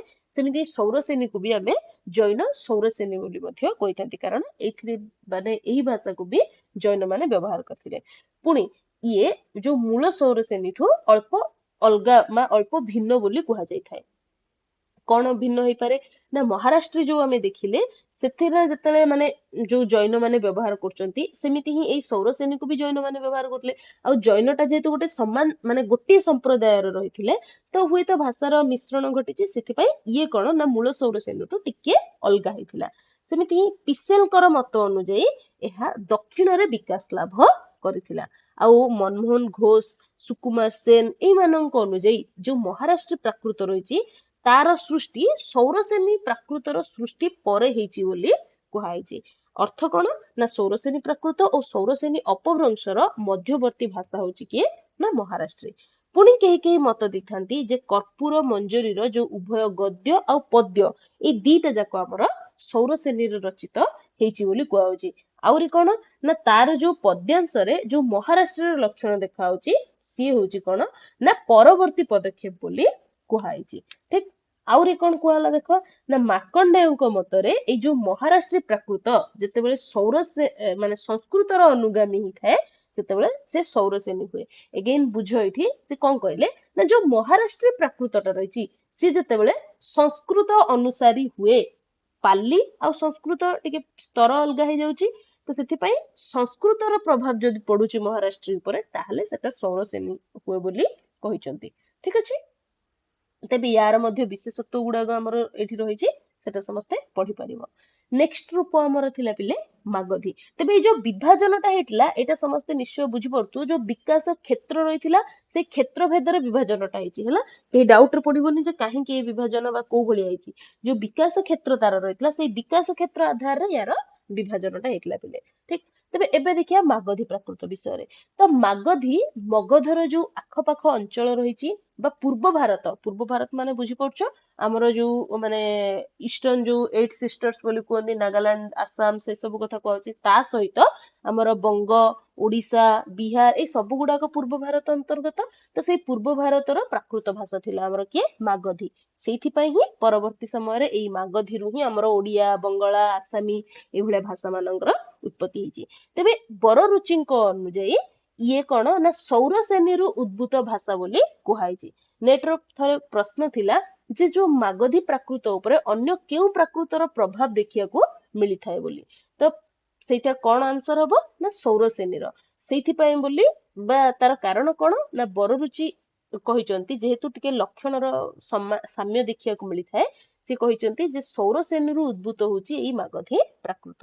ପରେ ଯୋଉ ଲଙ୍କାରେ ପାଲିର ଅନ୍ୟ ନାମ ମାଗଧୀ ବୋଲି ସିଏ କହିଛନ୍ତି। ଆଉ ମାଗଧୀରେ କୌଣସି ସ୍ୱତନ୍ତ୍ର ରଚନା ମିଳେ ନାହିଁ, ଏଇଟା ମଧ୍ୟ ଆମକୁ ଦେଖିବାକୁ ମିଳିଛି। ସଂସ୍କୃତ ନାଟକରେ ଯୋଉ ରାଜ ଅନ୍ତପୁରଚାରୀ ଦାସୀ ମାନେ ରହିଲେ ବା କୈବର୍ତ୍ତ ମାନେ ରହିଲେ ଆଉ ରାଜାଙ୍କର ଶାଳକ ରହିଲେ ଏଇଭଳିଆ କିଛିଟା ନିମ୍ନ ଶ୍ରେଣୀର ବା ହାସ୍ୟାସ୍ପଦ ଚରିତ୍ରର ସଂଳାପରେ ଏଇ ଭାଷାର ପ୍ରୟୋଗ କରାଯାଉଥିଲା। ତ ଏଇଠି ପାର୍ଥକ୍ୟ ବୁଝିପାରୁଥିବ, ସୌରସେନୀ ଯେହେତୁ ସଂସ୍କୃତ ଅନୁସାରୀ ଥିଲା, ସଂସ୍କୃତ ଟିକେ ଉଚ୍ଚ ସ୍ତରୀୟ ଭାଷା ଥିଲା, ସେଇଥିପାଇଁ ଯୋଉ ବିଦୂଷକ ରହିଲେ, ରାଣୀ ମାନେ ରହିଲେ ଏମାନେ କଣ କରୁଥିଲେ ଏହି ଉଚ୍ଚ ସ୍ତରୀୟ ଭାଷାର ବ୍ୟବହାର କରୁଥିଲେ। ପରବର୍ତ୍ତୀ ସମୟରେ ମାଗଧୀଟା ଟିକେ ସଂସ୍କୃତ ଅନୁସାରୀ ନ ହେଇକି ଗୋଟେ ନିଚ ସ୍ତରକୁ ଆସିଲା ବା ପରିବର୍ତ୍ତିତ ରୂପ ଧାରଣ କଲା। ସେଇଥିପାଇଁ ଯୋଉ ନିମ୍ନ ଶ୍ରେଣୀର ଯୋଉ ଚରିତ୍ର ମାନେ ରହିଲେ ସେମାନେ ସମସ୍ତେ ବ୍ୟବହାର କରିଥିଲେ କଣ ନା ଏଇ ମାଗଧୀର ଭାଷା ବା ତାଙ୍କର ଯୋଉ ସଂଳାପ ଗୁଡାକ ପାଇଁ ମାଗଧୀ ପ୍ରୟୋଗ କରାଯାଉଥିଲା। ତାପରେ କେତେକଙ୍କ ଅନୁଯାୟୀ ଇଏ କୃତ୍ରିମ ସାହିତ୍ୟିକ ପ୍ରାକୃତ ଭାଷା ଓ ବ୍ୟଙ୍ଗ ବିଦ୍ରୂପ ସୃଷ୍ଟି ପାଇଁ ବୋଲି ସୀମାବଦ୍ଧ ରହିଥିଲା। ତେବେ ୟାର ଯୋଉ ପ୍ରାଚୀନତମ ରୂପଟା ଆମର ଅଶ୍ୱଘୋଷଙ୍କ ନାଟକରେ ଆମେ ଦେଖିବାକୁ ପାଉ। ଏବେ ଟିକେ ସମୟ ଆଗରୁ କହିଲି ଅଶ୍ୱଘୋଷଙ୍କ ନାଟକରେ ଆମକୁ ପ୍ରାକୃତର ରୂପ ଗୁଡାକ ଦେଖିବାକୁ ମିଳିଛି, ପ୍ରାଚୀନତମ ରୂପ। ତ ସେଥିରେ ଆମେ 3 ପ୍ରକାର ରୂପ ଦେଖିଲେ, ସେଥିରେ ମୁଁ କହିଲି ଯେ ମଗଧର ଲକ୍ଷଣ ଧରିକି ମଧ୍ୟ ଗୋଟିଏ ରୂପ ଦେଖିବାକୁ ମିଳିଥିଲା। ତାପରେ ତା ଛଡା ଯଦି ଆମେ ଦେଖିବା ତାହେଲେ ଯୋଉ ରାମଗଡର ସତନୁକା ଯୋଗୀମରା ଶିଳାଲେଖରୁ ୟାର ନିଦର୍ଶନ ମଧ୍ୟ ଆମକୁ ଦେଖିବାକୁ ମିଳେ। ଆଉ ୟାର ଅନ୍ୟ ନାମ ଗୌଡୀ ପ୍ରାକୃତ ମଧ୍ୟ। ତେବେ ଏଠି ମତେ କେହି ଟିକେ କହିପାରିବ ଗୌଡୀ ପ୍ରାକୃତ କୁହାଯିବାର କାରଣ କଣ? ମାଗଧୀ ପ୍ରାକୃତକୁ ଗୌଡୀ ପ୍ରାକୃତ କୁହାଯିବାର କାରଣ କଣ?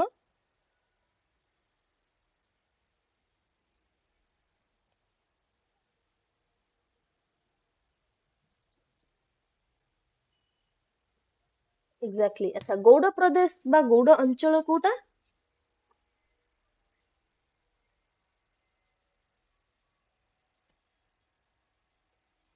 କୁହ ଗୌଡ ଅଞ୍ଚଳ କୋଉଟା ଆମେ କହିପାରିବା?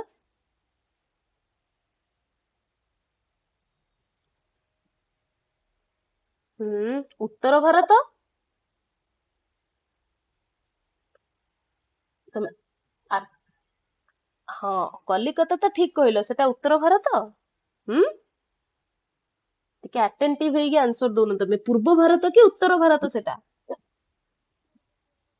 ଏକ୍ସାକ୍ଟଲି ପୂର୍ବ ଭାରତ ଏସକେ, ତମେ ଟିକେ ଆଟେଣ୍ଟିଭଲି ଆନ୍ସର ଦେଲନି ବୋଧେ।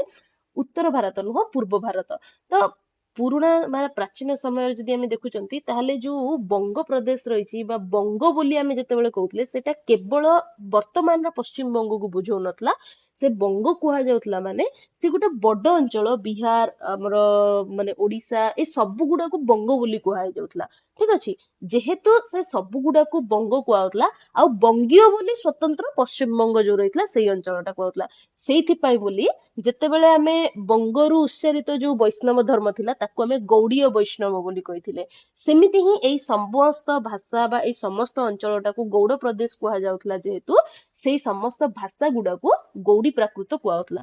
ପରବର୍ତ୍ତୀ ସମୟରେ ଇଏ ସ୍ୱତନ୍ତ୍ର ରୂପ ଧାରଣ କରିଛନ୍ତି, ଏମାନେ ଅଲଗା ଅଲଗା ହେଇକି ହିନ୍ଦୀ, ବଙ୍ଗଳା, ଅସାମୀ, ଓଡିଆ ଏଇଭଳି ବିଭିନ୍ନ। ତ ପୂର୍ବ ଭାରତୀୟ ଯୋଉ ଆଧୁନିକ ଆର୍ଯ୍ୟ ଭାଷା ମାନ ଏଇ ପ୍ରାକୃତରୁ ହିଁ ଉଚ୍ଚାରିତ ହେଇଥିଲା। ଠିକ, ତାର ମଧ୍ୟ କିଛିଟା ବିଶେଷତ୍ୱ ଆମକୁ ଏଇଠି ଦିଆଯାଇଛି, ସେଟା ମଧ୍ୟ ସମସ୍ତେ ପଢିବ। ନେକ୍ସଟ ରହିଲା ପିଲେ ଆଉ ଗୋଟେ ପିଶାଚୀ ବା ପୈଶାଚୀ ପ୍ରାକୃତ କଥା। ତ ଏଇ ଯୋଉ ପିଶାଚ କଥା କୁହାଯାଉଛି, ଏଇ ଯୋଉ ପିଶାଚ ଜାଗାଟା ରହିଲା, ଏଇଟା ସେ ସମୟର କୋଉ ରାଜ୍ୟକୁ ବୁଝଉଥିଲା, ତା ସମ୍ପର୍କରେ ଆମକୁ ବହୁତ ପ୍ରକାରର ମତ ଦେଖିବାକୁ ମିଳିଥାଏ। ସେଇ ମତ ଗୁଡାକ ମୁଁ ଆଉ କହୁନି, କିଏ କୋଉ ସ୍ଥାନ କହିଛନ୍ତି ତା ସମ୍ପର୍କରେ ଏଇଠି ତମମାନଙ୍କୁ ଦିଆହେଇଛି, ତ ସମସ୍ତେ ପଢିପାରିବ। ତେବେ ଏଇ ଯୋଉ ଆମର ଗୋଟେ ମତ ଦେଇଛନ୍ତି ମାର୍କଣ୍ଡେୟ, କଣ କୁହାଉଛି ନା କାଞ୍ଚି ଦେଶୀୟ ପାଣ୍ଡେ ଚ ପାଞ୍ଚାଳଂ ଗୌଡ଼ ମାଗଧଂ ବ୍ରାଚଡଂ ଦାକ୍ଷିଣାତ୍ୟଂ ଚ ସୌରସେନଂ ଚ କୈକୟମ୍ ସାବରଂ ଦ୍ରାବିଡଂ ଚୈବ ଏକାଦଶ ପିଶାଚ ଯାହା ବୋଲି କୁହାଯାଇଛି। ଏଟା କିଏ କହୁଛନ୍ତି ଆମକୁ? ମାର୍କଣ୍ଡେୟ। ତ ତାଙ୍କର ଏଇ ଯୋଉ ପ୍ରାକୃତ ସର୍ବସ୍ୱରେ ସେ ଲେଖିଲେ, ଏଥିରେ ସେ କଣ କରିଥିଲେ ନା 11ଟା ଜାତିକୁ ପୈଶାଚ ବୋଲି ଗ୍ରହଣ କରିଥିଲେ। ଯୋଉ ଭିତରେ କି ଆମେ କାହାକୁ କାହାକୁ ଦେଖିଲେ ନା କାଞ୍ଚି, ପାଣ୍ଡ୍ୟ, ପାଞ୍ଚାଳ, ଗୌଡ, ମଗଧ, ବ୍ରାଚଡ, ଦାକ୍ଷିଣାତ୍ୟ, ସୁରସେନ ଆଉ କୈକେୟ, ଏଇ 9ଟା ଅଞ୍ଚଳ ଆମକୁ ଦେଖିବା ପାଇଁ ମିଳୁଛି। ଆଉ ଶବର ମାନଙ୍କ କଥା ଯଦି ଆମେ ଦେଖିବା, ତାହେଲେ ସେ କଣ କରୁଥିଲେ, ମଧ୍ୟ ଭାରତ ଆଉ ଦକ୍ଷିଣ ଭାରତର ଅରଣ୍ୟାଞ୍ଚଳରେ ବାସ କରୁଥିଲେ। ପୁଣି ଦ୍ରାବିଡ ମାନଙ୍କ କଥା ଯଦି ଆମେ ଦେଖିବା, ତାହେଲେ ସେମାନେ ଦକ୍ଷିଣ ଭାରତରେ ରହୁଥିଲେ। ତେଣୁ ଏଇ ଯୋଉ ପୈଶାଚୀ ଭାରତ ବର୍ଷର ବିଭିନ୍ନ ସ୍ଥାନକୁ ବୁଝଉଥିଲା ବୋଲି କୁହାଯାଉଛି। ତେବେ ଆଧୁନିକ ଭାଷାବିତ ମାନେ ୟାର ଯୋଉ ସ୍ଥାନ ବା ମୂଳ ସ୍ଥାନଟା କଥା କୁହାଯାଉଛି, ସେଇଟା ଉତ୍ତର ମାନେ ଯୋଉ ଭାରତର ଉତ୍ତର ପଶ୍ଚିମ ଅଞ୍ଚଳ ରହିଲା, ବିଶେଷତଃ କୋଉଟା ନା କାଶ୍ମୀର ଅଞ୍ଚଳରେ କଥିତ ହଉଥିଲା ବୋଲି ମତ ଦେଇଥାନ୍ତି। ଆଉ ଏହା ଦରଦ ଭାଷା ଦ୍ଵାରା ପ୍ରଭାବିତ ବୋଲି ଗ୍ରିୟର୍ସନଙ୍କ ମତ। ଏଠି ଦରଦ ମାନେ ଦରଦୀୟ ଭାଷା ଗୋଷ୍ଠୀ କଥା କୁହାଯାଇଛି ପିଲେ, ହେଲା। ତ ଉତ୍ତର ପଶ୍ଚିମ, ଉତ୍ତର ହଉଛି ଆମର ମାନେ ଭାରତର ଟପ୍ ପଏଣ୍ଟଟା, ଆଉ ପଶ୍ଚିମ ମାନେ ଲେଫ୍ଟ ଏଣ୍ଡ ଟା। ତ ସେଇ ଯୋଉ ଅଞ୍ଚଳଟା ରହିଥିଲା, ସେଇ ଅଞ୍ଚଳଟାକୁ ଆମର ପିଶାଚ ଅଞ୍ଚଳ ବୋଲି ଗ୍ରହଣ କରିଛନ୍ତି। ମୁଖ୍ୟତଃ କାଶ୍ମୀର ଆଉ ଏଇଠି ଆଉ ଗୋଟେ ଜିନିଷ ମେନସନ, ଯୋଉ ପଞ୍ଜାବ ରହିଲା ଆମର, କାଶ୍ମୀର ଆଉ ପଞ୍ଜାବ ଏଇ ଅଞ୍ଚଳର ଭାଷା ଗୁଡାକ, ଯାହାକି ମୁଖ୍ୟତଃ କଣ ଦରଦୀୟ ଭାଷା ଗୋଷ୍ଠୀ ଦ୍ଵାରା ପ୍ରଭାବିତ ହେଇଛି। ଆଉ କିଛିଟା ସଂସ୍କୃତ ନାଟକରେ ଯୋଉ ରାକ୍ଷସ, ପିଶାଚ ଏଇଭଳିଆ ଯୋଉ ନୀଚ ଆଉ ହୀନ ଚରିତ୍ର ମାନେ ରହିଲେ, ସେଇମାନଙ୍କ ମୁହଁରେ ଏଇ ଭାଷାରେ ସଂଳାପ ମାନ ଦିଆହଉଥିଲା। ଏଇ ସଂଳାପ ମାନଙ୍କୁ କୁହାଯିବାର ମାନେ କହିବାର ତମକୁ କାରଣ ବି ରହିଛି। ଧର କିଛି ଷ୍ଟେଟମେଣ୍ଟିକାଲ କ୍ୱେଶ୍ଚିନ୍ସ ଯଦି ତିଆରି ହଉଛି, ତାହେଲେ କୋଉଟା ଶିଷ୍ଟ, କୋଉଟା ଅଶିଷ୍ଟ ବା କୋଉଟା ନୀଚ, ଏମିତି କିଛି ତମେ ୱାର୍ଡସ ଦେଖିବା ପାଇଁ ପାଇବ। ସେଥିପାଇଁ ଏଗୁଡାକ ଟିକେ ମନେ ରଖିବା ପାଇଁ ଟ୍ରାଏ କରିବ, ଠିକ ଅଛି। ନେକ୍ସଟ ରହିଲା ପୁରୁଷୋତ୍ତମ ଦେବ କଣ କରିଥିଲେ ନା ତାଙ୍କର ଯୋଉ ପ୍ରାକୃତ ଶାସନ ଗ୍ରନ୍ଥ ଲେଖିଛନ୍ତି, ସେଥିରେ ସେ ୟାକୁ ସଂସ୍କୃତ ଆଉ ସୌର ଶ୍ରେଣୀର ଗୋଟେ ବିକୃତ ରୂପ ବୋଲି ଗ୍ରହଣ କରିଛନ୍ତି। ଏଗେନ ଯେତେବେଳେ କଣ ମାନେ ଆମେ ଆଲୋଚନା କଣ କରିଥିଲେ ନା ଯେତେବେଳେ କି ଆମର ଯୋଉ ପ୍ରାକୃତଟା ସଂସ୍କୃତ ଅନୁସାରୀ ହଉଛି, ସିଏ ହବ କଣ ନା ସୌରସେନୀ ପ୍ରାକୃତ। ତେବେ ସଂସ୍କୃତ ଆଉ ସୌରସେନୀର ଗୋଟେ ବିକୃତ ରୂପ ଯଦି ହଉଛି, ତାହେଲେ ସେଇଟା ଆମର ପୈଶାଚୀ ହବ ବୋଲି କୁହାଯାଇଛି। ଆଉ ବରରୁଚି କଣ କରିଥିଲେ ନା ତାଙ୍କର ଯୋଉ ଗ୍ରନ୍ଥ ରହିଛି ପ୍ରାକୃତ ପ୍ରକାଶ, ସେଥିରେ ୟାର ଉତ୍ସ ଭାବରେ ସଂସ୍କୃତକୁ ଗ୍ରହଣ କରିଥିଲେ। ସେମିତି ହମିର ମର୍ଦନ ଜି କି ତାଙ୍କ ନାଟକରେ କେତେକ ପାତ୍ରଙ୍କ ମୁଖ୍ୟରେ ଏହି ଭାଷା ଦେଇଥିଲେ। ଆଉ ଗୁଣାଢ୍ୟଙ୍କର ବୃହତ କଥା ଗ୍ରନ୍ଥରେ ଏଇ ଭାଷାର ବ୍ୟବହାର ରହିଛି। ଆହୁରି ବିଭିନ୍ନ ବୈତରଣିକ ବା ଭାଷାବିତ ମାନଙ୍କ ଦ୍ଵାରା ୟାର ବିଭିନ୍ନ ପ୍ରକାର ରୂପ ଆଉ ଉପଭାଷା ମଧ୍ୟ ଦିଆଯାଇଛି। ସେ ଭିତରେ ଆମେ କାହାକୁ ଦେଖିବାକୁ ପାଇଛନ୍ତି ନା ଚୁଲିକା ପୈଶାଚୀ, କୈକେୟ ପୈଶାଚୀ, ସୌରସେନୀ ପୈଶାଚୀ, ପାଞ୍ଚାଳି ପୈଶାଚୀ ଏଇଭଳିଆ। ତ ଏଇଠି ଯୋଉ ଆମେ 9ଟା ଅଞ୍ଚଳ ଦେଖିଲେ, ଏଇ 9 ଅଞ୍ଚଳ ଆଧାରରେ ବିଭିନ୍ନ ବା ସ୍ୱତନ୍ତ୍ର ରୂପ ମାନ ଦେଖିବାକୁ ମିଳିଥିଲା, ଯାହାକି ଅଲଗା ଅଲଗା ନାଁ। ଯେମିତିକି ପାଞ୍ଚଳ ପ୍ରଦେଶରେ ପ୍ରଚଳିତ ଯୋଉ ଭାଷା ରହିଥିଲା ତାକୁ ପାଞ୍ଚାଳି ପୈଶାଚୀ କୁହାଗଲା। କୈକେୟ ପ୍ରଦେଶରେ ଯୋଉଟା ପ୍ରଚଳିତ ରହିଥିଲା ସେ କୈକେୟ ପୈଶାଚୀ ହେଲା। ଏଇଭଳିଆ ବିଭିନ୍ନ ରୂପ ହେଲା। ତେବେ ନେକ୍ସଟ ଆମେ ଦେଖିଲେ କଣ ନା ଅର୍ଦ୍ଧମାଗଧୀ ପ୍ରାକୃତକୁ ପିଲେ। ତେବେ ଏଇ ଅର୍ଦ୍ଧମାଗଧୀ ପ୍ରାକୃତ କଥା ଯଦି ଆମେ ଦେଖୁଛନ୍ତି ତାହେଲେ ମହାରାଷ୍ଟ୍ରୀ, ସୌରସେନୀ, ମାଗଧୀ, ପୈଶାଚୀ ଛଡା ଇଏ ଆଉ ଗୋଟେ ରୂପ ବୋଲି ଆମେ କହିପାରିବା।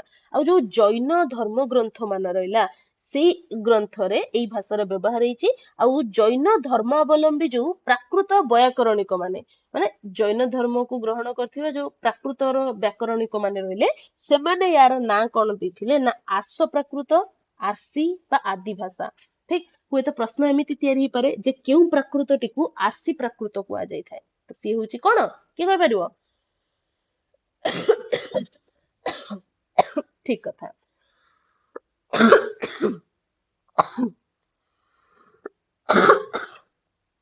ତ ଏଇ ଯୋଉ ଅର୍ଦ୍ଧମାଗଧୀ ରହିଥିଲା ଆମର, ଅର୍ଦ୍ଧମାଗଧୀକୁ ଆମେ ଆର୍ଷ ପ୍ରାକୃତ ବା ଆର୍ସି ଭାଷା ବୋଲି ମଧ୍ୟ କହିଥିଲେ। ଠିକ ଅଛି, କାରଣ କଣ ଥିଲା ବା ୟାକୁ ଅର୍ଦ୍ଧମାଗଧୀ କହିବାର କାରଣ କଣ ଥିଲା ନା ଏଥିରେ ଆମକୁ ମାଗଧୀର ଅର୍ଦ୍ଧାଂଶ ଲକ୍ଷଣ ଆଉ ଅର୍ଦ୍ଧଟି ଆମକୁ ପ୍ରାକୃତର ଲକ୍ଷଣ ଦେଖିବାକୁ ମିଳୁଥିଲା। ପୁଣି ଅନ୍ୟ ଅର୍ଦ୍ଧାଂଶ ଯୋଉ ରହିଲା ସେ ସମ୍ପର୍କରେ ଆମକୁ ମତ ଦ୍ୱିତ ଦେଖିବାକୁ ମିଳୁଥିଲା ଯେ ଅନ୍ୟ କୋଉ ପ୍ରାକୃତର ପ୍ରଭାବ ଏଥିରେ ରହିଛି। ଅଧା ଲକ୍ଷଣ ଆମକୁ ମାଗଧୀର ଦେଖିବାକୁ ମିଳୁଥିଲା, କିନ୍ତୁ ଆଉ ଅଧଟେ ଲକ୍ଷଣ ସବୁ ଗୁଡାକ ପ୍ରାକୃତର ମିଶାମିଶି ଦେଖିବାକୁ ମିଳୁଥିଲା, ଯେହେତୁ ମତାନୈକ ଆମକୁ ଦେଖିବାକୁ ମିଳିଥାଏ। କିଏ କଣ କୁହନ୍ତି ନା ସୌରସେନୀ, କିଏ ମହାରାଷ୍ଟ୍ରୀ ପ୍ରାକୃତକୁ ୟା ସହିତ ସମ୍ପୃକ୍ତ କରିଥାନ୍ତି। ଆଉ କ୍ରମଦୀଶ୍ୱରଙ୍କ ଅନୁଯାୟୀ ଅର୍ଦ୍ଧମାଗଧୀ ମହାରାଷ୍ଟ୍ରୀ ମିଶ୍ରିତ ବୋଲି କୁହାଯାଇଛି। ଠିକ ଅଛି, ସେମିତି ଭରତ ଆଉ ମାର୍କଣ୍ଡେୟଙ୍କ ଅନୁଯାୟୀ ଇଏ କଣ ନା ସୌରସେନୀର ନିକଟବର୍ତ୍ତୀ। ସେଥିପାଇଁ ତମାନେ ଯଦି କେବେ କେବେ ବିଭାଜନ ଦେଖିଥିବ, ଯୋଉ ଆମର ଟ୍ରି ଆକର୍ଡିଂଲି ବିଭାଜନଟା କରାଯାଏ, ଦେଖିଥିବ ଯେ ବିଭିନ୍ନ ଯୋଉ ପ୍ରାକୃତ ଗୁଡାକ ରହିଛି ସେ ସମସ୍ତଙ୍କର ମିଶ୍ରଣ ଭାବରେ ତାପରେ ଅର୍ଦ୍ଧମାଗଧୀ ବୋଲି ଲେଖା ହେଇଛି। ତ ଏଇଥିପାଇଁ ଲେଖାଯାଏ ଯେ ଏଥିରେ ସବୁ ପ୍ରକାରର ଲକ୍ଷଣ ଗୁଡାକ ବା ସବୁ ପ୍ରାକୃତର ଲକ୍ଷଣ ଦେଖିବା ପାଇଁ ମିଳିଥାଏ। ଠିକ ଅଛି, ପୁଣି ଦେଖ ରାକ୍ଷସୀ, ଶ୍ରେଷ୍ଠୀ, ଚେତି ଆଉ ଅନୁକର୍ମୀ ମାନଙ୍କର ଭାଷା ଭାବରେ ଏଇ ଅର୍ଦ୍ଧମାଗଧୀକୁ ବ୍ୟବହାର କରାଯାଉଥିଲା। ପୁଣି କେହି ୟାକୁ ଜୈନ ମହାରାଷ୍ଟ୍ରୀ ଆଉ କେହି ଜୈନ ସୌରସେନୀ ବୋଲି ମଧ୍ୟ କହିଥାନ୍ତି। ଏବେ ଟିକେ ଆଗରୁ ଜୈନ ସୌରସେନୀ ଆଉ ଜୈନ ମହାରାଷ୍ଟ୍ରୀ ବିଷୟରେ କହିଥିଲି, ତ ତା ସହିତ ୟାର ରୂପର ସାମ୍ୟ ଦେଖିବାକୁ ମିଳୁଥିଲା, ସେଥିପାଇଁ ୟାକୁ ଜୈନ ସୌରସେନୀ ଆଉ ଜୈନ ମହାରାଷ୍ଟ୍ରୀ ବୋଲି ମଧ୍ୟ କୁହାଯାଇଥାଏ।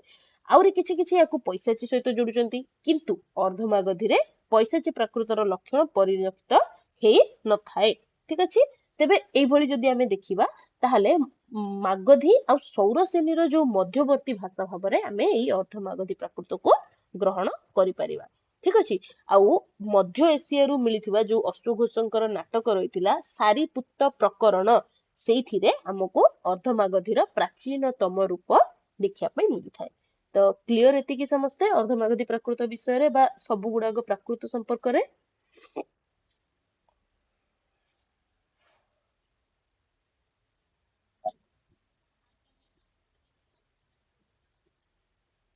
ଆଚ୍ଛା, ହଉ, ତ ଏବେ ବୋର ହେଇ ସାରିଲାଣି ସମସ୍ତେ କି ଆମେ ଅପଭ୍ରଂଶ ବିଷୟରେ ଆଲୋଚନା କରିବା?